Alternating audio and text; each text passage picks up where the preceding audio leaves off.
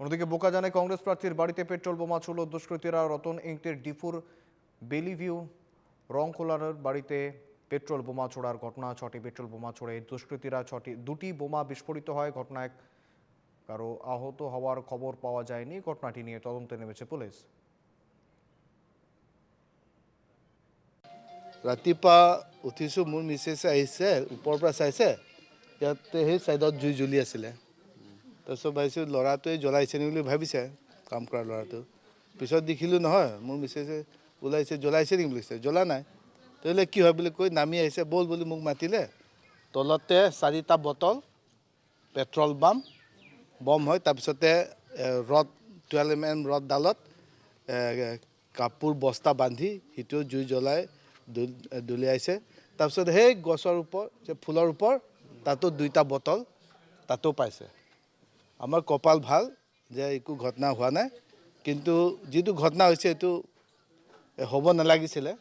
Election জিকিছে হাৰিছে কোনোবা, declaration দিছে। যিসকলে জিকিছে আমি অলৰেডি আমাৰ পেজত কংগ্ৰেচুলেশ্যন দিছোঁ, শুভেচ্ছা জনাইছোঁ। আৰু সেইবিলাকত ইলেকশ্যনত হাৰা জিকা থাকিবই। আৰু ইয়াৰ মাজত যে কোনোবা দুষ্কৃতি ওলাব, তাৰপিছত এনেকুৱা যে কাণ্ড কৰিব, এনেকুৱা ঘটনা যে কৰিব, এইটো আমি ভবা নাছিলে। যে আমি সেইটোৱে বিচাৰোঁ যে ডিষ্ট্ৰিক্ট কংগ্ৰেছ প্ৰেচিডেণ্ট হিচাপে আৰু ইয়াত বোকাজান 108 প্ৰাৰ্থী হিচাপে মই অনুৰোধ কৰিছোঁ, গোটেই কাৰ্বি আংলং আৰু অসমত শান্তি বজাই ৰাখিব লাগে। কোনোবা জিকিছে, চেলিব্ৰেশ্যন কৰিছে, এনজয় কৰিছে, কৰক, কিন্তু কাৰোবাৰ হানি যে কৰিব লাগে সেইটো মনৰ পৰা উঠাব লাগে, সেইটো আমি বিচাৰিছোঁ।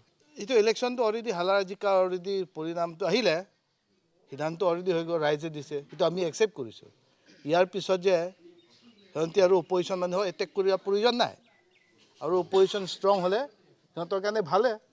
অপজিশ্যন নাইকিয়া কৰিব মানে এইটো নৰ্থ কোৰিয়া ক'ৰবাত সেইবিলাক যিটো দেশৰ নিচিনাই বিচাৰিছে নেকি? আমি সেইটো কাৰণে মনোবল আছোঁ। আমি কেনেকৈ শক্তিশালী হৈ সদায় অপজিশ্যন হিচাপে থাকিম, সেইটোৱে আমি।